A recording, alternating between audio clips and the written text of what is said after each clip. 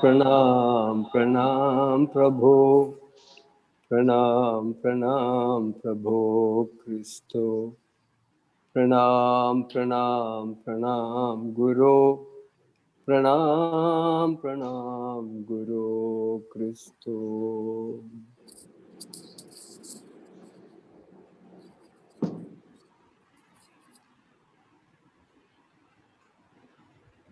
ഇന്നത്തെ ഈ അതിമനോഹരമായ ചടങ്ങിന് അധ്യക്ഷപദം അലങ്കരിക്കുന്ന റവറൻഡ് ഡോക്ടർ ജോൺ വിസ്ലോ, ഇത് ഉദ്ഘാടനം ചെയ്ത റവറൻഡ് ഡോക്ടർ വിനോദ് വിക്ടർച്ച, ഇതിൻ്റെ ചുക്കാൻ പിടിക്കുന്ന എൻ്റെ ആത്മസുഹൃത്തായ doctor Koshy M George, Shri M G James, എന്നെ സൂമിലൂടെയും അല്ലാതെയും ശ്രവിക്കുന്ന സഹോദരി സഹോദരന്മാരെ, അബണ്ടന്റ് ലൈഫ് ഇന്ത്യ 15 വർഷം കംപ്ലീറ്റ് ചെയ്യുകയാണ്. ഇതിൻ്റെ സ്ഥാപകൻ എൻ്റെ ഒരു ആത്മസുഹൃത്തായിരുന്നു, എബ്രാഹിം അലക്സ്. അദ്ദേഹവും കേണൽ ഡിസോസയും കോശി ജോർജ് സാറും എം ജി ജെയിംസും എല്ലാം ഞാൻ ഈ ആശ്രമം തുടങ്ങുന്ന അവസരത്തിൽ ഇവിടെ വന്നിരുന്നു. ഞങ്ങൾ ഒരുമിച്ച് പ്രവർത്തിച്ചിട്ടുണ്ട്. അതിനുശേഷം കൂടുതലും നോർത്ത് ഇന്ത്യയിലായിരുന്നു കൊണ്ട് അവരുമായിട്ടുള്ള ആ തുടർച്ചയായ ബന്ധം വളർത്തുവാൻ സാധിച്ചില്ല. പക്ഷെ കഴിഞ്ഞ 2 വർഷമായിട്ട് ഞാൻ ഈ ആശ്രമത്തിലേക്ക് മടങ്ങി വന്നിരിക്കുകയാണ്. ഇനിയിപ്പോൾ കേരളത്തിൽ തന്നെ കാണും. അപ്പോൾ ഈ ആശ്രമം 2003 തുടങ്ങുന്നത്. ധർമ്മഭാരതി ആശ്രമം എന്നാണ് പേര്. ഡോക്ടർ കോശി ജോർജ് പറഞ്ഞതുപോലെ ഞാനൊരു ദൗത്യം ഏറ്റെടുത്തിരിക്കുന്ന വ്യക്തിയാണ്. എന്നെ ഏൽപ്പിച്ചിട്ടുള്ളതാണ്. ഞാനൊരു എയർഫോഴ്സ് സ്ക്വാഡ് ലീഡറായിരുന്നു. ഒരിക്കലും ഇങ്ങനെ ഒരു ദൗത്യത്തെ പറ്റി ചിന്തിച്ചിട്ട് പോലും ഇല്ലായിരുന്നു. 82 ഒരു വിമാന അപകടമുണ്ടായി, മരണത്തെ നേരിൽ കണ്ടു. അതിനുശേഷം ജീവിതം എന്നുള്ളത് ഈശ്വരദാനമാണെന്നും അതെപ്പോൾ വേണമെങ്കിലും നമ്മളിൽ നിന്ന് എടുത്തു മാറ്റപ്പെടാമെന്നും ഉള്ള സത്യം ഞാൻ മനസ്സിലാക്കി. അപ്പോൾ ജീവിതത്തിൻ്റെ അർത്ഥം എന്താണ്, ലക്ഷ്യം എന്താണെന്നുള്ളൊരു അന്വേഷണം തുടങ്ങുകയാണ് അവിടെ. ആ അന്വേഷണം എന്നെ പല മതങ്ങളിലേക്ക് നയിച്ചു, പല ഗുരുക്കന്മാരിലേക്ക് നയിച്ചു. അവസാനം എയർഫോഴ്സിൽ നിന്ന് വിരമിച്ച് പൂർണ്ണമായും പ്രിമച്വർ റിട്ടയർമെൻ്റ് എടുത്ത് ഇതിലേക്ക് പൂർണ്ണമായി എൻ്റെ ഭാര്യയുടെയും മക്കളുടെ അനുവാദത്തോടു കൂടി ഒരു സത്യ അന്വേഷകനായി ഇറങ്ങിത്തിരിച്ചതാണ്. 1996 പൂർണ്ണമായി ഇതിലേക്ക് സമർപ്പിച്ച് ഇറങ്ങിത്തിരിക്കുന്നത്. 5 വർഷത്തോളം ഒരു പരിവ്രാജകനായി ഭാരതത്തിൽ അങ്ങിങ്ങായി യാത്ര ചെയ്തു. ഭാരതത്തിൻ്റെ ആത്മാവിനെ കണ്ടെത്തുക എന്നുള്ളൊരു ദൗത്യമായിരുന്നു അന്നുണ്ടായിരുന്നത്. അതിനുശേഷം എൻ്റെ ഗുരുവിൻ്റെ അനുഗ്രഹത്തോടു കൂടി ഞാൻ സന്യാസ ദീക്ഷ സ്വീകരിച്ചു. സ്വാമി സച്ചിദാനന്ദ എന്ന പേര് സ്വീകരിച്ചു.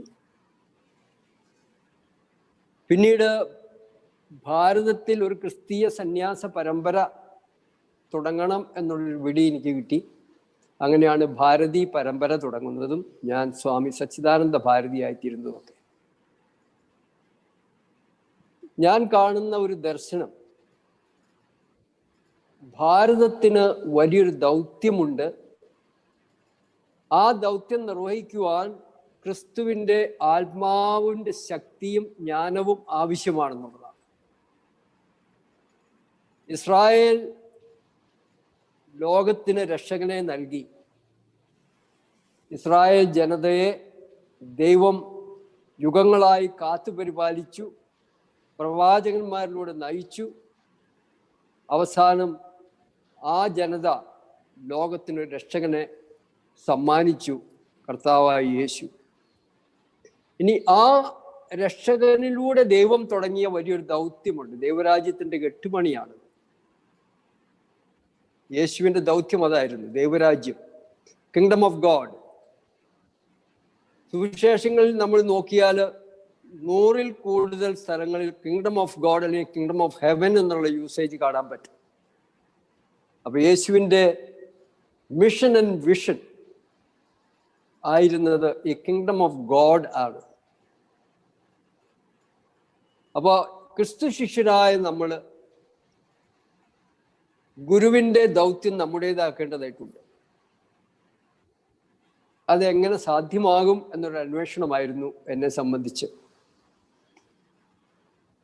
ഈ അന്വേഷണത്തിൻ്റെ ആദ്യഘട്ടങ്ങളിൽ എന്നെ സ്വാധീനിച്ച ഒരു വ്യക്തിത്വമാണ് മേസ്റ്റർ ഏക്കാർട്ട്. ഒരു ജർമ്മൻ മിസ്റ്റിക് ആയിരുന്നു, 13-ാം നൂറ്റാണ്ടിൽ ജീവിച്ചിരുന്ന ഒരു German mystic.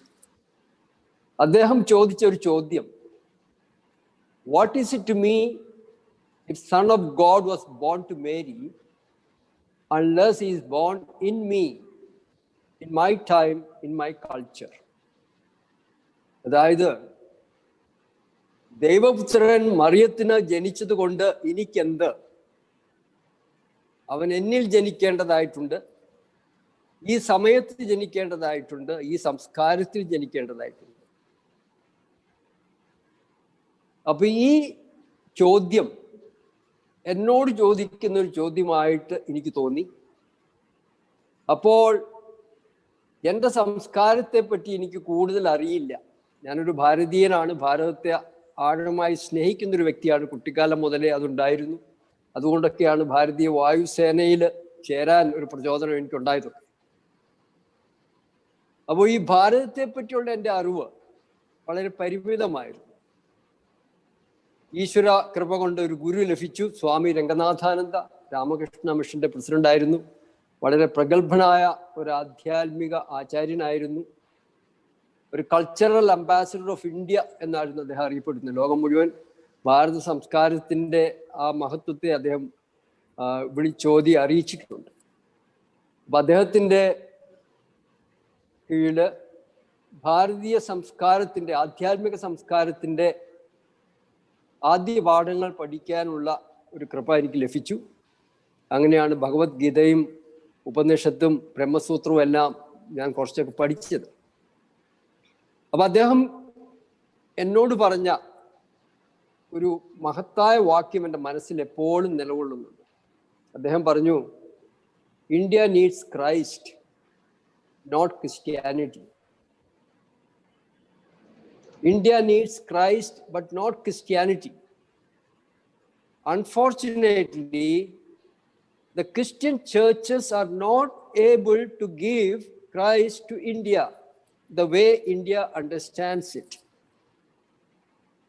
So I was a bit upset on this, and I want to know why and how. And it is there my deeper journey into India's spiritual heritage begins. And I found the discipleship is so central to the Indian spiritual quest. Not so much membership of churches, but discipleship of Christ is important. So I wrote a book titled A New Vision of Christianity. Abraham Alex മരിക്കുന്നതിന് 1 മാസം മുമ്പ് ഞാൻ അദ്ദേഹത്തെ കാണുകയുണ്ടായി. ട്രിവാൻഡ്രത്ത് പോയി. അന്ന് ഞാൻ കേരളത്തിൽ വന്നപ്പോൾ അദ്ദേഹത്തെ പോയി കണ്ടു. അപ്പോൾ ആ പുസ്തകത്തെ പറ്റി ഞങ്ങൾ ചർച്ച ചെയ്തപ്പോൾ അദ്ദേഹം അതിൻ്റെ 3 കോപ്പി എന്നോട് ആവശ്യപ്പെട്ടു. ഞാനിപ്പോൾ ഓർക്കുന്നുണ്ട്. ഒരു കോപ്പി ഡോക്ടർ കോശി എം ജോർജിന് കൊടുക്കണം, ഒരു കോപ്പി MG ജെയിംസിന് കൊടുക്കണം, ഒരു കോപ്പി വത്സൻ തമ്പുവച്ചന് കൊടുക്കണം. അങ്ങനെ 3 കോപ്പി അദ്ദേഹത്തിൽ നിന്ന് വാങ്ങി.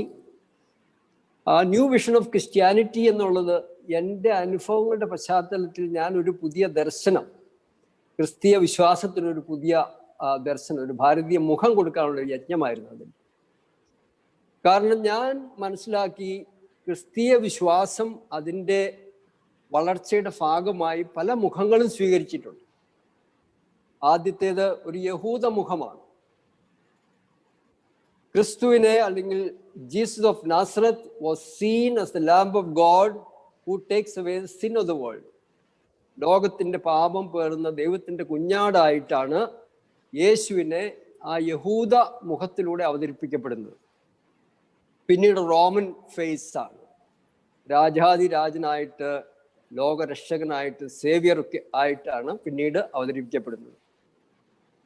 ഗ്രീക്ക് ഫേസ് വരുമ്പോഴാണ് ലോഗോസ് ക്രിസ്തോസ് എന്നുള്ള ആ വലിയ ഉൾക്കാഴ്ചകളിലേക്ക് നമ്മൾ ക്രിസ്തുവിനെ അവിടുന്ന് കാണാൻ സാധിച്ചത് നമുക്ക്. പിന്നെ നൂറ്റാണ്ടുകൾക്ക് ശേഷമാണ് യൂറോപ്യൻ രാജ്യങ്ങൾ ക്രിസ്തുമതം സ്വീകരിക്കുന്നതും അവ കൊളോണിയൽ പവേഴ്സായി മാറുന്നു. അതോടുകൂടി അവർ കണ്ട ക്രിസ്തു, അവർ മനസ്സിലാക്കിയ ക്രിസ്തു, അവർ മനസ്സിലാക്കിയ രീതിയിൽ ലോകം മുഴുവൻ വ്യാപിക്കാൻ തുടങ്ങി. ആ colonial phase of the Christian faith. അവിടെ ഒരു സാമ്രാജ്യത്വത്തിന്റെ സംസ്കാരമാണ് അതിലൂടെ നമ്മൾ കാണുന്നത്. അവർ പറയുന്നത് മാത്രമേ സത്യമുള്ളൂ. The Bible is the only true word of God and Christianity is the only true religion. So everyone else must be converted to Christianity to save their souls. വളരെ ആത്മാർത്ഥമായിട്ട് അവർ ശ്രമിച്ചു. ലോകം മുഴുവൻ ഈ സന്ദേശവുമായിട്ട് ക്രിസ്ത്യൻ മിഷണറീസ് ഒത്തിരി പ്രവർത്തിച്ചു. ഭാരതത്തിലും അങ്ങനെ ഒത്തിരി പ്രവർത്തനം നടന്നിട്ടുണ്ട്. പിന്നീട് വരുന്നതാണ് ഒരു commercial phase of the Christian faith. അതൊരു ഉപഭോഗ സംസ്കാരത്തിന്റെ ഫലമായിട്ട് വരുന്നതാണ്. അവിടെ യേശു ക്രിസ്തുവിനെ സമ്പത്തിൻ്റെയും ആരോഗ്യത്തിൻ്റെയും സമൃദ്ധിയുടെയും എല്ലാം ഒരു കർത്താവായിട്ട്, അതിൻ്റെ ഒരു ദായകനായിട്ട് കാണിക്കുകയാണ്. Jesus Christ is presented as the Lord of wealth and health, the giver of all good things. ആ ഒരു മുഖം, ക്രിസ്തീയ വിശ്വാസത്തിൻ്റെ ഈ മുഖമാണ് ഇന്നിപ്പോൾ കൂടുതലായിട്ടും ഈ ഉപഭോഗ സംസ്കാരം മുറ്റി നിൽക്കുന്ന സമൂഹങ്ങളിൽ നമുക്ക് കാണാൻ സാധിക്കുന്നത്. കേരളത്തിൽ ഇത് വളരെയധികം പ്രചരിച്ചിരിക്കുന്ന ഒരു മുഖമാണ്. അപ്പൊ ഇങ്ങനെ 5 മുഖങ്ങളാണ് ക്രിസ്തീയ വിശ്വാസത്തിന്റെ ആ പരിണാമ ഫലത്തിലൂടെ അത് അക്വയർ ചെയ്തിട്ടുള്ളത്. The first is the Jewish phase, the Roman phase, the Greek phase, the colonial phase and the commercial phase. അപ്പൊ ഇന്ന് ഭാരതത്തിൽ ക്രിസ്തീയ സഭകളെല്ലാം പ്രചരിപ്പിക്കുന്നത് ഇതിലേതെങ്കിലും ഒരു മുഖം അല്ലെങ്കിൽ അതിൽ കൂടുതൽ 1-2 മുഖങ്ങൾ ഇതൊക്കെയാണ്. പക്ഷെ ഭാരതത്തിൽ 2000 വർഷത്തോളം തന്നെ, സെന്റ് തോമസ് ഇവിടെ വരുന്ന 52 AD അപ്പോൾ ഒരു 2000 വർഷം തന്നെ ആകുന്നു. ഇപ്പോൾ ഈ 2000 വർഷം കൊണ്ട് ഒത്തിരി ക്രിസ്ത്യൻ മിഷണറീസ് ആത്മാർത്ഥമായി പ്രവർത്തിച്ചിട്ടുണ്ട്. ധാരാളം സ്ഥാപനങ്ങളും സംഘടനകളും ഒക്കെ ഉണ്ടാക്കിയിട്ടുണ്ട്. സഭകളും പള്ളികൾ കോടികൾ മുടക്കി നമ്മൾ പള്ളികൾ പണിയിക്കുന്നുണ്ട്. പക്ഷേ ഈ ഭാരതത്തിൽ ക്രിസ്ത്യാനികൾ എന്ന് പറയാൻ പറ്റുന്നത് വെറും 2.3% ഉള്ളൂ. ഭാരതം ഒരു മതങ്ങളുടെ മണ്ണാണ്, ഒരു പുണ്യഭൂമിയാണ്. പക്ഷെ എന്തുകൊണ്ട് ഈ Christian faith has not taken root in India, in the Indian soil, in the Indian heart? ഈ ഒരു ചോദ്യം എൻ്റെ മനസ്സിൽ എപ്പോഴും ഉണ്ടായിരുന്നു. അപ്പോൾ ഞാൻ കൂടുതലായിട്ട് ഇതിനെ പറ്റി പഠിച്ചപ്പോൾ, ചിന്തിച്ചപ്പോൾ, പ്രാർത്ഥിച്ചപ്പോൾ ഞാൻ മനസ്സിലാക്കി, യേശു ക്രിസ്തുവിനെ നമുക്കൊരു ക്രിസ്തീയ മുഖത്തിലൂടെ വേണം ഇവിടെ അവതരിപ്പിക്കാൻ. അങ്ങനെയാണ് സദ്ഗുരു ക്രിസ്റ്റോളജിക്ക് രൂപം കൊടുക്കുന്നത്. യേശുവിനെ സദ്ഗുരുവായിട്ട് അവതരിപ്പിക്കുന്നു. ഇപ്പോൾ ഞാനിപ്പോൾ ഈ ആശ്രമത്തിൽ, ധർമ്മഭാരതി ആശ്രമത്തിൽ ഇരുന്നാണ് നിങ്ങൾക്ക് ഈ സന്ദേശം തരുന്നത്. എൻ്റെ പുറകിലൊരു ഫോട്ടോ കാണും. ഇത് ഭാരതീയവൽക്കരിക്കപ്പെട്ട ഒരു യേശുവിൻ്റെ ഫോട്ടോയാണ്, സദ്ഗുരു ജീസസ് ക്രൈസ്റ്റ്, യേശു ഭഗവാൻ. അപ്പോൾ ഇത് നോർത്തിലൊക്കെ വളരെ പോപ്പുലർ ആയിട്ടുള്ള ഒരു ഫോട്ടോയാണ് യേശുവിൻ്റെ. എൻ്റെ ഒരു സുഹൃത്തുണ്ടായിരുന്നു, സ്വാമി ഈശ്വർ പ്രസാദ്, ഒരു IMS ഫാദർ ആയിരുന്നു. അദ്ദേഹത്തിന് ലഭിച്ചൊരു ദർശനമാണ്. അതുകൊണ്ട് അദ്ദേഹം തന്നെ ഇത് ഒത്തിരി നാൾ ഇത് പ്രചരിപ്പിച്ചു. ഒത്തിരി സ്ഥലങ്ങളിൽ ഇത് കാണാൻ പറ്റും. അപ്പം ഞങ്ങൾ വലിയ ആത്മസുഹൃത്തുക്കളായിരുന്നു. അദ്ദേഹം ഇന്ന് ജീവിച്ചിരിപ്പില്ല. 10 വർഷം മുമ്പ് അദ്ദേഹത്തിന് ചരമം മരണം പ്രാപിച്ചിട്ടുണ്ട്. അപ്പൊ ഈ ഒരു ദർശനം, ഭാരതമുഖം, സദ്ഗുരുവായ യേശു, അപ്പോൾ അത് വളരെയധികം ജനങ്ങളെ സ്വാധീനിക്കുന്ന ഒരു മുഖമാണിത്. അതുപോലെ സദ്ഗുരുവിൻ്റെ ഡെഫിനിഷൻ നമുക്ക് വിശുദ്ധാര തന്ത്രത്തിലുണ്ട്. ബ്രഹ്മാനന്ദം പരമസുഖദം കേവലം ജ്ഞാനമൂർത്തി തദ്വാതീതം ഗഹന സദൃശ്യം തത്വമസ്യാദി ലക്ഷ്യം ഏകം നിത്യം വിമലം അചലം സർവദീൻ സാക്ഷിഭൂതം ഭാവാതീതം ത്രിഗുണരഹിതം സദ്ഗുരോം തം നമാമി. ഇതിൻ്റെ അർത്ഥം മനസ്സിലാക്കിയാൽ, അതായത് ആ ദൈവത്തിൽ എപ്പോഴും ആനന്ദം കണ്ടെത്തുന്ന സകല അറിവുകളുടെയും നിറകുടമായ ആകാശം പോലെ വിസ്തൃതമായ എല്ലാ മഹത്വാക്യങ്ങളും ആ പോയിന്റ് ചെയ്യുന്ന, അല്ലെങ്കിൽ ആ തത്വമസ്യാദി ലക്ഷ്യം, ഈ മഹാവാക്യങ്ങളുടെ എല്ലാം ലക്ഷ്യമായിരിക്കുന്ന ആ ഒരു മഹത് ഗുരുവുണ്ട്. ആ ഗുരുവിന് ഞാൻ എൻ്റെ നമസ്കാരം, എൻ്റെ പ്രണാമം അർപ്പിക്കുന്നു എന്നുള്ളതാണ്. അതായത് ഒരു അവതാരത്തിന് മാത്രമേ ഈ പറയുന്ന ലക്ഷണങ്ങൾ സ്വന്തം ജീവിതത്തിൽ പ്രായോഗികമാക്കാൻ സാധിക്കുകയുള്ളൂ, കാണിക്കാൻ സാധിക്കുകയുള്ളൂ. അപ്പോൾ യേശു തന്നെ പറയുന്നുണ്ട്, ഞാനാണ് വഴിയും സത്യവും ജീവനും എന്നുള്ളത്. നമ്മുടെ ഉപനിഷത്തുകളുടെ ഒരു പുരാതന പ്രാർത്ഥനയാണ് അസത്തോമാ സദ്ഗമയ തമസോമാ ജ്യോതിർഗമയ മൃത്യോർമാ അമൃതംഗമയ. അതായത് അസത്യത്തിൽ നിന്ന് സത്യത്തിലേക്ക്, അന്ധകാരത്തിൽ നിന്ന് പ്രകാശത്തിലേക്ക്, മരണത്തിൽ നിന്ന് നിത്യതയിലേക്ക് എന്നെ നയിക്കണമേ എന്നുള്ളത്. ഈ പ്രാർത്ഥന യുഗങ്ങളായി ഭാരത മണ്ണിൽ മുഴങ്ങുന്ന ഒരു പ്രാർത്ഥനയാണ്. As a response to this prayer, God gave Jesus Christ, Sadguru Jesus Christ, Sadguru Sri Yeshudevan.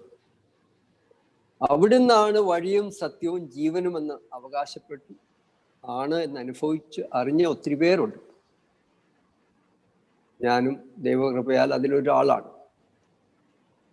അപ്പോൾ ഈ സദ്ഗുരുവായ യേശു ക്രിസ്തുവിനെ നമ്മൾ ലോകത്തിന് അല്ലെങ്കിൽ ഭാരതത്തിന് അവതരിപ്പിക്കുക എന്നൊരു ദൗത്യമാണ് ഈ ആശ്രമത്തിനുള്ളത്, ധർമ്മഭാരതി ആശ്രമത്തിൽ. അപ്പൊ അങ്ങനെ ആ യേശു ക്രിസ്തുവിൻ്റെ ആത്മാവിലും ശക്തിയിലും ഭാരതത്തെ ഒരു ഭാരതീയ ധർമ്മരാജ്യമാക്കി മാറ്റുക എന്നുള്ളതാണ് നമ്മുടെ ലക്ഷ്യം. ധർമ്മരാജ്യം, അതായത് ദൈവരാജ്യം.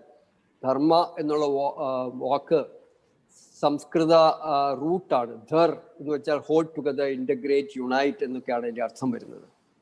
അപ്പൊ dharma is that which holds together, that which unite, that which integrates. അപ്പൊ ഈ യൂണിറ്റിയുടെ, ഇന്റഗ്രേഷന്റെ അടിസ്ഥാനമായിട്ടുള്ളത് സ്നേഹമാണ്. അതിൻ്റെ ഫലമായിട്ട് വരുന്നതാണ് സന്തോഷവും സമാധാനവും ഒക്കെ. അപ്പൊ സ്നേഹം, ഐക്യം, സന്തോഷം, സമാധാനം, ഇത് നാലുമാണ് വാസ്തവത്തിൽ ഈ ധർമ്മരാജ്യം എന്നുള്ള ആ ദർശനത്തിൻ്റെ മൂലക്കല്ലുകൾ. ഇത് തന്നെയല്ലേ യേശു ഭഗവാൻ സ്ഥാപിക്കാൻ ഉദ്യമിച്ച അല്ലെങ്കിൽ തുടങ്ങിയ ആ ദൈവരാജ്യത്തിൻ്റെ മൂലക്കല്ലുകൾ ഇത് തന്നെയാണ്. ആ സ്നേഹം, ഞാൻ നിങ്ങളെ സ്നേഹിച്ചതുപോലെ നിങ്ങളും പരസ്പരം സ്നേഹിക്കുക. നിങ്ങളുടെ പരസ്പര സ്നേഹത്തിൽ നിന്ന് ലോകം നിങ്ങൾ എൻ്റെ ശിഷ്യരാണെന്ന് മനസ്സിലാക്കും. അതുപോലെ നിങ്ങൾ എല്ലാവരും ഒന്നായിരിക്കുക. പിതാവേ, അങ്ങ് എന്നിലും ഞാൻ അങ്ങിലും ആയിരിക്കുന്ന പോലെ അവരും നമ്മളിലായിരിക്കുക. ഐക്യത്തിന് വേണ്ടിയുള്ള പ്രാർത്ഥനയാണ്. പിന്നെ സമാധാനം, ഞാൻ എൻ്റെ സമാധാനം നിങ്ങൾക്ക് തരുന്നു, ലോകം തരുന്നത് പോലെയല്ല. നിങ്ങൾ ഭയപ്പെടേണ്ടതില്ല, നിങ്ങൾ ഒന്നിനെ പറ്റി വിഷമിക്കേണ്ടതില്ല. കർത്താവിൻ്റെ അഷുറൻസ് ആണ്. അതുപോലെ സന്തോഷം, എൻ്റെ സന്തോഷം നിങ്ങളിൽ നിലകൊള്ളുവാനും നിങ്ങളുടെ സന്തോഷം പൂർണ്ണമാകുവാനും. അപ്പോൾ ഈ യേശുവിലൂടെ ദൈവം നൽകിയ അല്ലെങ്കിൽ തുടങ്ങിയ ദൈവരാജ്യത്തിൻ്റെ മൂലക്കല്ലുകളാണ് നമ്മുടെ ഈ ധർമ്മരാജ്യം എന്ന് പറയുമ്പോൾ അതിൻ്റെ മൂലക്കല്ലുകളും വരുന്നത്. അപ്പോൾ ഒരു ധർമ്മരാജ്യ സംസ്ഥാപനമാണ് നമ്മുടെ ദൗത്യം ഭാരതത്തെ സംബന്ധിച്ച്, ഒരു ഭാരതീയ ധർമ്മരാജ്യം. ഇന്നിപ്പോൾ പലപ്പോഴും ഹിന്ദു രാഷ്ട്രത്തിൻ്റെയോ അല്ലെങ്കിൽ ഒരു ഇസ്ലാമിക് റിപ്പബ്ലിക്കിൻ്റെയോ ഒക്കെ ഇങ്ങനെയുള്ള സങ്കല്പങ്ങൾ നമുക്ക് കേൾക്കാൻ സാധിക്കുന്നുണ്ട്. പക്ഷെ ഇതൊന്നും നമ്മളെ സമാധാനത്തിലേക്ക്, സന്തോഷത്തിലേക്ക്, ഐശ്വര്യത്തിലേക്ക് നയിക്കില്ല. ഇതെല്ലാം വിഘടിതമായിട്ടുള്ള ദർശനങ്ങളാണ്. അപ്പൊ ആ സ്ഥാനത്ത് ഒരു ധർമ്മരാജ്യത്തിന്റെ ദർശനം പങ്കുവെക്കുക, മുന്നോട്ട് വെക്കുക എന്നുള്ളത് ക്രിസ്തു ശിഷ്യരുടെ വലിയൊരു ദൗത്യമാണ് ഇന്ന് ഭാരതത്തെ സംബന്ധിച്ച് നോക്കുമ്പോൾ.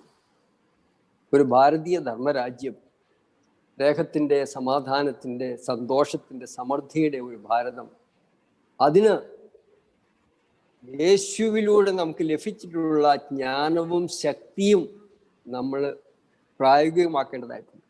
ഇതൊരു വലിയ ദൗത്യമാണ്. ഒരു പക്ഷേ കോവിഡാനന്തര ലോകത്തില്, കോവിഡാനന്തര ഭാരതത്തില്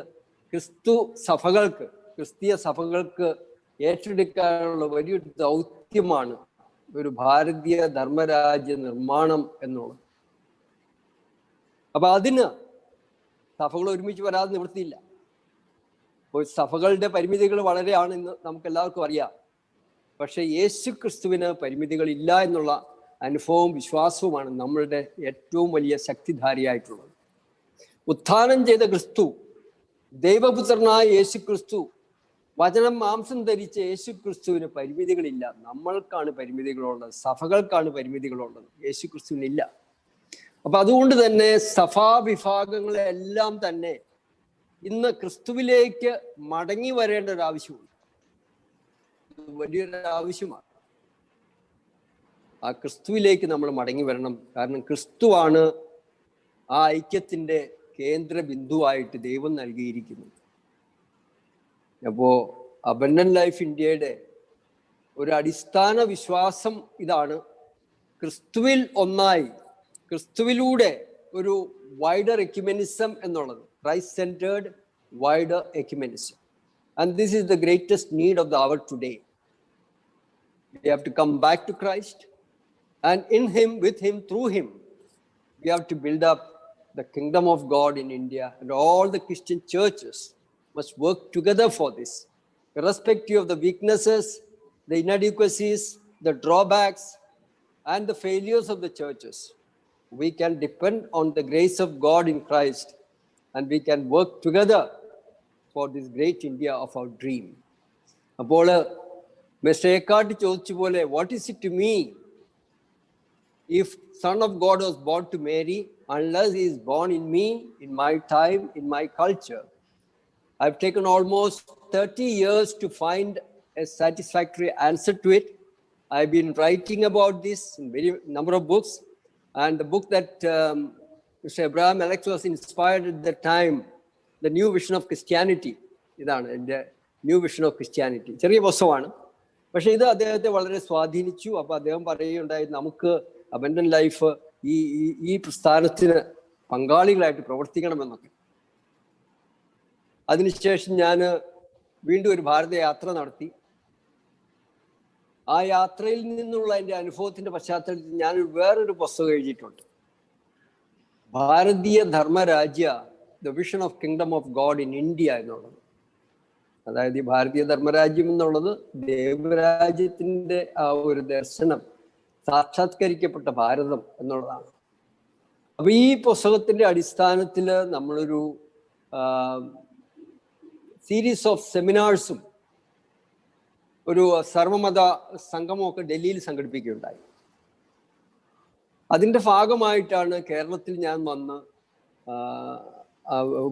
വെള്ളപ്പൊക്കത്തിന്റെ സമയത്താണ്, the time of the flood, I was here in Kerala. Then I wrote a special edition of this book for Kerala, സമഗ്ര നവോത്ഥാന മഹായജ്ഞം എന്ന് പറഞ്ഞിട്ട്. അതൊരു നല്ലൊരു പുസ്തകമായിരുന്നു. അപ്പൊ ഈ പുസ്തകത്തിന്റെ അടിസ്ഥാനത്തിൽ ഞങ്ങൾ ഒരു സമഗ്ര നവോത്ഥാന മഹായജ്ഞത്തിന് തന്നെ കേരളത്തിൽ തുടക്കം കുറിച്ചു. അപ്പൊ അത് നമ്മുടെ ഗവർണർ ശ്രീ ആരിഫ് മുഹമ്മദ് ഖാൻ വന്ന് ഉദ്ഘാടനം ചെയ്തു. അപ്പൊ അദ്ദേഹവും ഞാനും സുഹൃത്തുക്കളാണ് വർഷങ്ങളായിട്ട്. ഞങ്ങൾ ഒരുമിച്ച് UP-ല് ഹിന്ദു മുസ്ലിം കോൺഫ്ലിക്റ്റ് സമയത്ത് ഒരുമിച്ച് പ്രവർത്തിച്ചിട്ടുണ്ട്, മതസൗഹാർദ്ദത്തിന് വേണ്ടി. അപ്പൊ അതുകൊണ്ട് അദ്ദേഹം ഇവിടെ ഗവർണറായി ഉത്തരവാദിത്വം ഏറ്റെടുത്തതിന് ശേഷം നമ്മുടെ ആശ്രമത്തിൽ വന്നു, മുളന്തുരുത്തിയിൽ ആശ്രമത്തിൽ വരികയും കുറച്ച് സമയം ഇവിടെ ഒരുമിച്ച് ഞങ്ങൾ ഡിസ്കസ് ചെയ്യുകയൊക്കെ ചെയ്തു, കേരളത്തിൽ എന്ത് ചെയ്യാൻ സാധിക്കുമെന്നുള്ളത്. അപ്പൊ ഞങ്ങൾക്കൊരു കോമൺ ഗുരുവുണ്ട്, സ്വാമി രംഗനാഥാനന്ദജി, അദ്ദേഹത്തിൻ്റെയും കൂടി ഒരു ഗുരുവാണ്. അപ്പോൾ ആ ഗുരുവിൻ്റെ ജന്മദിനമായാണ് ഡിസംബർ 15. അപ്പോൾ ആ 15-ാം തീയതി ഞങ്ങൾ സമഗ്ര നവോത്ഥാന മഹായജ്ഞത്തിന് തുടക്കം കുറിച്ചു, കൊച്ചിയിൽ POC-യിൽ വെച്ചിട്ടായിരുന്നു. അപ്പം അത് രൂപം കൊണ്ടുവരുമ്പോഴാണ് കോവിഡ് വരുന്നത്. അപ്പോൾ അതിനുശേഷം എല്ലാം ഒന്ന് വീണ്ടും ഒരു റിവൈസ് ചെയ്തു. ആ സമഗ്ര നവോത്ഥാനം കേരളത്തിൻ്റെതെന്നുള്ളത് ഞങ്ങൾക്ക് തോന്നി ഒരുപക്ഷെ ഇനിയിപ്പോൾ കേരളം എന്നുള്ള ആ ചെറിയ രീതിയിൽ നമ്മൾ പ്രവർത്തിച്ചാൽ പോരാ. കോവിഡിൽ നിന്ന്, മഹാമാരിയിൽ നിന്ന് നമ്മൾ പഠിച്ച ഒരു വലിയൊരു പാഠം ഈ വസുദൈവ കുടുംബകം എന്ന നമ്മുടെ ഋഷിമുനിമാരുടെ ദർശനം വളരെ സാക്ഷാത്കരിക്കപ്പെടുന്ന ഒരു സന്ദർഭമാണ് ഇപ്പോൾ. അതായത് ലോകം മുഴുവൻ, ഭൂമി മുഴുവൻ ഒരു കുടുംബമാണ്. മാനവ സമൂഹം മാത്രമല്ല, മൃഗങ്ങളും പക്ഷികളും പറവകളും വൃക്ഷങ്ങളും നമ്മളെല്ലാം വലിയൊരു കുടുംബത്തിന്റെ, ഭൗമ കുടുംബത്തിന്റെ ഭാഗമാണ്. അപ്പൊ ആ ദർശനത്തിൽ നിന്ന് വേണം നമുക്ക് ഒരു മഹത് ഭാരതത്തിന്റെ ദർശനവും മഹത് കേരളത്തിന്റെ ദർശനവും ഒക്കെ കെട്ടിപ്പിടിക്കാൻ. അപ്പൊ ഈ ഭാരതീയ ധർമ്മരാജ്യം എന്നുള്ളത് ഇങ്ങനെ ഒരു ഭൗമ കുടുംബത്തിന്റെ, ഒരു വസുദൈവ കുടുംബത്തിന്റെ ഒരു ഭാരതീയ മുഖമാകും. അപ്പൊ ഈ ഭാരതീയ ധർമ്മരാജ്യത്തിന്റെ ഒരു കേരള മുഖം നമുക്ക് ആവശ്യമുണ്ട്. കേരളമാണ് ക്രിസ്തു മതങ്ങളുടെ എല്ലാം പിള്ളത്തൊട്ടിലാണ് ഇവിടെ. എല്ലാ ക്രിസ്തീയ സഭാ വിഭാഗങ്ങളും വളരെ ശക്തമായി നിലകൊള്ളുന്ന ഒരു മണ്ണാണ് കേരളം. വാസ്തവത്തിൽ ലോകത്തിൽ 3 മതങ്ങൾ സൗഹാർദ്ദത്തിൽ നിലകൊള്ളുന്ന ഒരേ ഒരു സ്ഥലം കേരളമാണ്. വാസ്തവത്തിൽ ഹിന്ദു, മുസ്ലിം, ക്രിസ്ത്യൻ മതങ്ങൾ 3 ഒരു വിധത്തിൽ അല്ലെങ്കിൽ മറ്റൊരു വിധത്തിൽ തുല്യ ശക്തികളാണെന്ന് വേണമെങ്കിൽ പറയാം. പക്ഷെ ഈ 3 മതങ്ങളും വലിയ കോൺഫ്ലിക്റ്റ് ഒന്നും ഇല്ലാതെ നിലനിൽക്കുന്ന ഒരേ ഒരു സ്ഥലം ലോകത്തിൽ കേരളമാണ്. അപ്പൊ കേരളത്തിന് അങ്ങനെ ഒരു മഹത്വ, വലിയൊരു സ്ഥാനമുണ്ട്. അതുപോലെ ലോകത്തിൽ ആദ്യമായിട്ട് കമ്മ്യൂണിസ്റ്റ് പ്രസ്ഥാനം ജനാധിപത്യ വ്യവസ്ഥയിലൂടെ അധികാരത്തിൽ വന്നത് നമ്മുടെ സംസ്ഥാനത്തിലാണ്, ഇന്ത്യയിൽ. അപ്പോൾ ഈ കേരള ജനതയ്ക്ക് വലിയ പ്രസക്തിയുണ്ട്. ഈ പുതിയൊരു ലോകത്തിന്റെ, പുതിയൊരു ദർശനത്തിന്റെ ഒക്കെ ഒരു രൂപവും ഭാവവും കൊടുക്കാൻ കഴിവും വിളിയുമുള്ളൊരു ജനതയാണ് കേരളത്തിൽ. അപ്പോൾ ഈ സഭാവിഭാഗങ്ങൾ, ശക്തമായ സഭാവിഭാഗങ്ങൾ കേരളത്തിലുണ്ട്. ഈ പരസ്പരം തമ്മിലടിച്ച് സമയവും ഊർജവും നഷ്ടപ്പെടുത്താതെ നമുക്ക് ഒരുമിച്ച് പുതിയൊരു ദൈവരാജ്യത്തിന്റെ, ഒരു ദൈവത്തിന്റെ സ്വന്തം നാടെന്ന് പറയുന്ന കേരളത്തിന്റെ തന്നെ ഒരു ഉത്ഥാനം, ഒരു സമഗ്രമായ നവോത്ഥാനത്തിന് വേണ്ടി ഒരുമിച്ച് പ്രവർത്തിക്കാൻ സാധിച്ചാൽ വലിയൊരു ദൈവ അനുഗ്രഹമായിരിക്കും. അതുപോലെ ദൈവം നമ്മളിൽ നിന്ന് പ്രതീക്ഷിക്കുന്ന ഒന്നാണ്. അപ്പൊ അങ്ങനെ ഒരു പ്രവർത്തന പദ്ധതി ഞങ്ങൾ വിശ്വസിക്കുന്നത് നമ്മൾ ഈ പറയുന്ന കാര്യങ്ങളെല്ലാം പ്രാവർത്തികമാക്കാൻ സാധിച്ചില്ല എങ്കിൽ നമ്മുടെ വാക്കുകൾക്ക് വലിയ പ്രസക്തി ഇല്ല. പലപ്പോഴും നമ്മൾ വാക്കുകളിൽ നിർത്തുന്ന സെമിനാറുകളൊക്കെ സംഘടിപ്പിക്കും, വലിയൊരു പുസ്തകം എഴുതും, ഡോക്യുമെന്റ് കൊണ്ടുവരും, പക്ഷെ ഒന്നും നടക്കില്ല. അതല്ല, നമ്മുടെ വാക്കുകൾ, പ്രവർത്തനങ്ങളെ, ചിന്തകളെല്ലാം സമന്വയിപ്പിക്കണം. And integration of our thought, word and deed is the most essential thing today. അപ്പോൾ ഇങ്ങനെ ഈ ഒരു ദർശനം, ഒരു ദൈവത്തിന്റെ സ്വന്തം നാട്, അതിന് ഞാൻ പേര് കൊടുത്തിരിക്കുന്നത് ചൈതന്യ കേരളം എന്നുള്ളതാണ്. അതിനൊരു വലിയ പദ്യമൊക്കെ ഞാൻ എഴുതിയിട്ടുണ്ട്, ദാർശനിക ഗാനം തന്നെ. ചൈതന്യമാർന്നൊരു കേരള നാട്, ധീരവീരരാം മക്കൾ തായ് എന്നൊക്കെ പറഞ്ഞിട്ട്. അപ്പൊ ആ ഒരു ചൈതന്യ കേരള ദർശന സാക്ഷാത്കാരത്തിന് വേണ്ടി ക്രിസ്തീയ സഭാവിഭാഗങ്ങൾ ഒരുമിച്ച് പ്രവർത്തിക്കാനും അതുപോലെ മറ്റു മതവിഭാഗങ്ങളുമായിട്ട് പ്രവർത്തിക്കാനുമുള്ള ഒരു പ്രവർത്തന പദ്ധതിയാണ് ഓഷിസാർ ആദ്യം പറയുകയുണ്ടായി, ത്യാഗാർച്ചന ജൈവ സമൃദ്ധി എന്നുള്ളത്. ഞങ്ങൾ നവംബർ 1-ാം തീയതി അതിൻ്റെ തുടക്കം നമ്മുടെ ആശ്രമത്തിൽ നിന്ന് തുടങ്ങിയിട്ടുണ്ട്. അപ്പൊ ഈ ത്യാഗാർച്ചന ജൈവ സമൃദ്ധി, ത്യാഗാർച്ചന എന്താണ്? ആ കുരിശിന്റെ ഒരു സാമൂഹ്യ പ്രകാശനമാണ് ഇന്നത്തെ യുഗത്തിൽ. ഗാന്ധിജി ഈ കുരിശിന്റെ മാർഗത്തെ സത്യാഗ്രഹമായിട്ട് ഭാരത ജനതയ്ക്ക് മുമ്പിൽ അവതരിപ്പിച്ചു. ആ സത്യാഗ്രഹത്തിന്റെ ആത്മീയ ശക്തിയിലാണ് ഭാരതം സ്വാതന്ത്ര്യം നേടിയത്.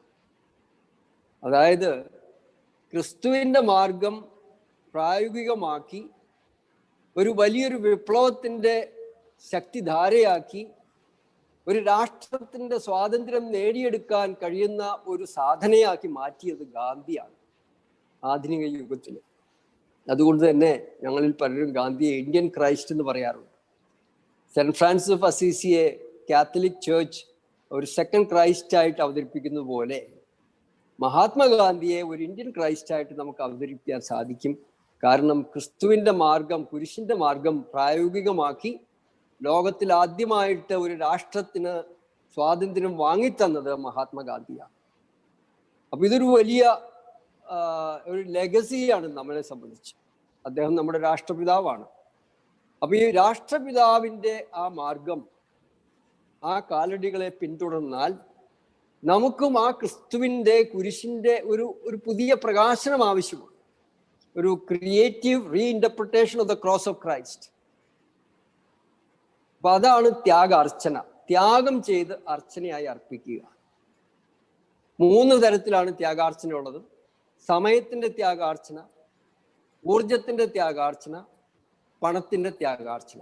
ഏറ്റവും പ്രധാനപ്പെട്ട സമയത്തിൻ്റെതാണ്. നമ്മുടെ സമയം കൊടുക്കണം. കോവിഡ് ഈ മഹാമാരി ഒരു വലിയൊരു കാര്യം നമ്മളെ പഠിപ്പിച്ചു.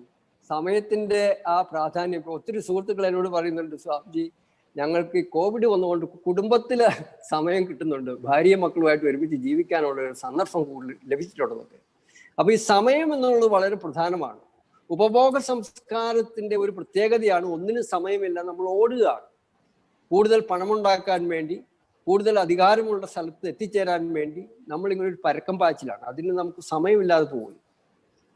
ആ ഒരു in an effort to make a good living we forget to live a life എന്നുള്ള സത്യമാണ് അവിടെ വരുന്നത്.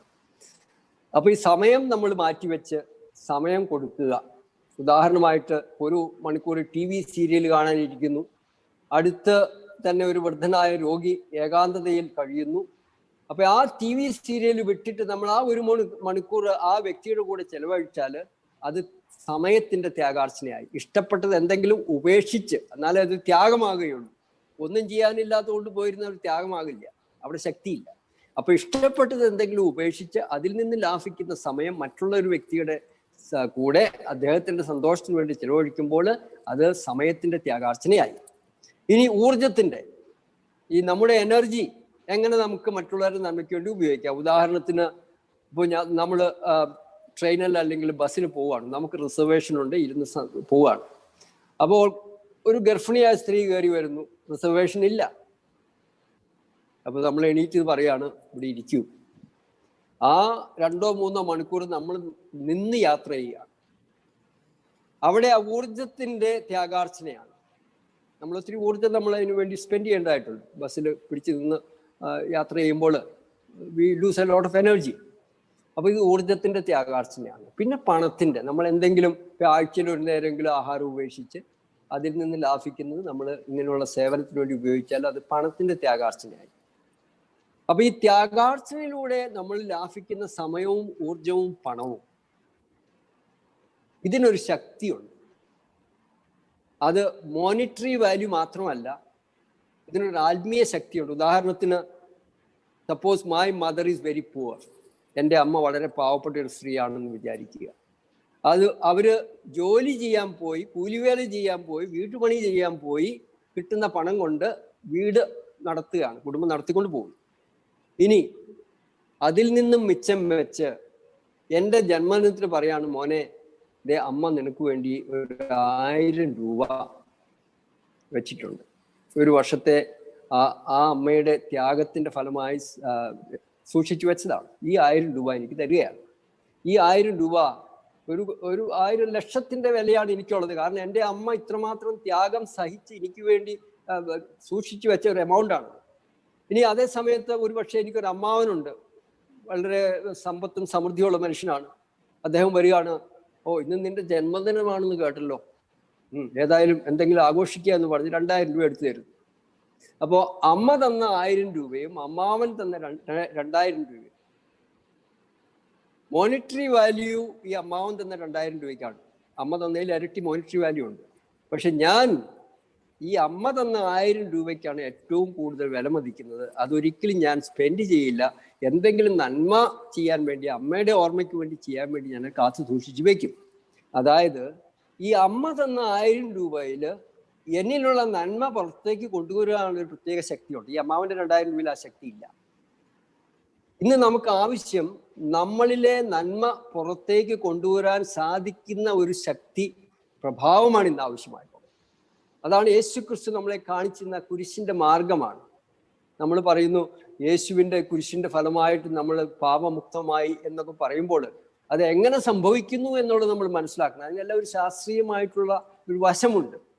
അപ്പൊ ഈ ആധ്യാത്മിക ശക്തി, അതിൻ്റെ പിന്നിലുള്ള ഓരോ സ്നേഹത്തോട് സഹിക്കുമ്പോൾ ഒരു ആധ്യാത്മിക ശക്തിയുണ്ട്.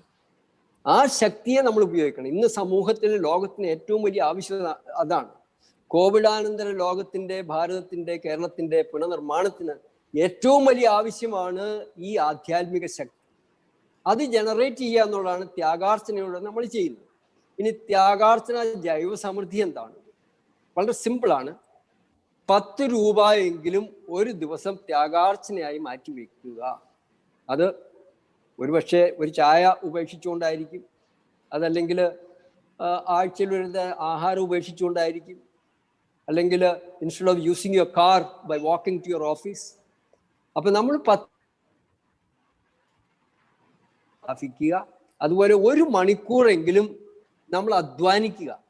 നമ്മുടെ വീട്ടില് പച്ചക്കറി, പഴവർഗ്ഗങ്ങൾ ജൈവ കൃഷി ചെയ്യാൻ വേണ്ടിയിട്ട് ഉപയോഗിക്കുക. അപ്പൊ ഈ 10 രൂപ നമ്മുടെ ത്യാഗാർച്ചനയായിട്ട് ലാഭിച്ച ആ എമൗണ്ട്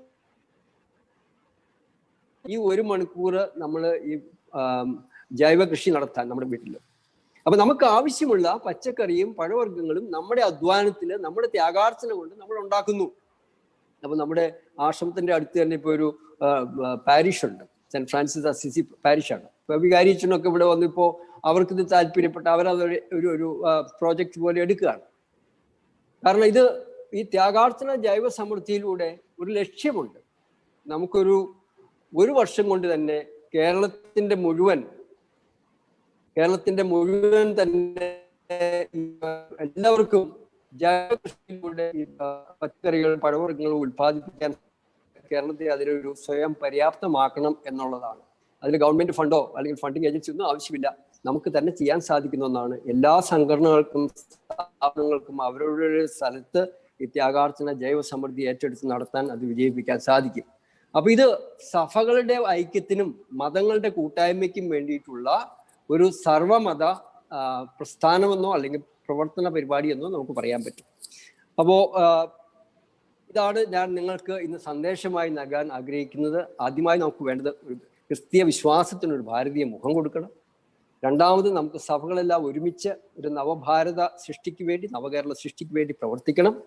അതിനുവേണ്ടി ഒരു ചെറിയ തുടക്കമെന്ന രീതിയിൽ ത്യാഗാർച്ചന ജൈവ സമൃദ്ധി ഞാൻ മുന്നോട്ട് വെക്കുകയാണ്. അബൻഡന്റ് ലൈഫ് ഇന്ത്യയും യുണൈറ്റഡ് ക്രിസ്ത്യൻ മൂവ്മെന്റും അങ്ങനെയുള്ള എല്ലാ സംഘടനകളും, ഈ സഭകളുടെ ഐക്യത്തിന് വേണ്ടി പ്രവർത്തിക്കുന്ന സംഘടനകൾക്കെല്ലാം, അതുപോലെ മതസൗഹാർദ്ദത്തിന് വേണ്ടി പ്രവർത്തിക്കുന്ന സംഘടനകൾക്കെല്ലാം ഈ പ്രവർത്തനങ്ങൾ അവരുടെ സ്വന്തമാക്കി അവരുടെ സ്ഥലങ്ങളിൽ അത് വളർത്തിക്കൊണ്ടുവരാൻ സാധിക്കട്ടെ എന്ന് ഞാൻ പ്രാർത്ഥിക്കുന്നു. ഈ ദിവസം പ്രത്യേകമായി ദൈവത്തിന് നന്ദി പറയുന്നു. അബൻഡന്റ് ലൈഫ് ഇന്ത്യക്ക് ഇങ്ങനെ ഒരു സന്ദേശം തരുവാൻ എന്നെ ക്ഷണിച്ച എൻ്റെ സുഹൃത്ത് കോശി എം ജോർജ് സാറിന് എൻ്റെ അകമൊഴിഞ്ഞ നന്ദി. നിങ്ങൾക്ക് എല്ലാവർക്കും ദൈവത്തിൻ്റെ കൃപയുണ്ടാകട്ടെ. ഈ നവവത്സരം സ്നേഹത്തിൻ്റെ, സമാധാനത്തിൻ്റെ, സന്തോഷത്തിൻ്റെ ഒരു വത്സരമായി തീരട്ടെ എന്ന് പ്രാർത്ഥിച്ചുകൊണ്ട് ഞാൻ നിർത്തുന്നു. ഓം ശാന്തി ശാന്തി ശാന്തി.